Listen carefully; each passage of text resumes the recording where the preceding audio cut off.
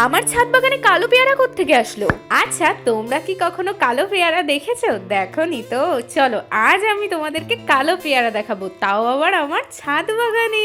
আমি নিজেও জানো তো কোনোদিন জানতাম না। শুনেছি সবুজ পেয়ারা হয়, সাদা পেয়ারা হয়, কিন্তু কালো পেয়ারা আবার হয়। তবে এই গাছটা সম্পর্কে তোমাদের সাথে কোনো কিছুই শেয়ার করা হয়, কারণ সেই সময় আমার খুব একটা ইউটিউবে গাছ সম্পর্কে কোনো ভিডিওই করা হতো না। বাড়ির থেকে একদিন যেন তো চিন্তা করে গেছিলাম এমন একটা গাছ কিনবো যেটা কারোর কাছে নেই। যেই ভাবা তেমনি কাজ, নার্সারিতে গিয়ে দেখলাম একই অবস্থা, কালো রঙের পাতা, এটা কি গাছ হতে পারে? তৎক্ষণাৎই জানতে পারলাম এটা কালো পেয়ারার গাছ। সত্যি বলতে আমার ইচ্ছে ছিল এই গাছটা ছাদ বাগানে বসানোর, তবে সেই সময় হাতে টাকা ছিল না, তাই কিছুদিন আগে আমি কিনে নিয়ে এসেছিলাম মাত্র 40 টাকা দিয়ে। গাছটা যে এত তাড়াতাড়ি ফল দেবে আমি সেই আশাটাও করি। ভেতরটা দেখো একেবারে টুকটুকে লাল। বাইরের খোসা দেখে ভেবেছিলাম ভেতরটা বোধহয় কালোই হবে, কিন্তু না, এত মিষ্টি একটা কালার। আর খেতে তো আমাদের বাজারের পেয়ার থেকে ঢের গুণ মিষ্টি।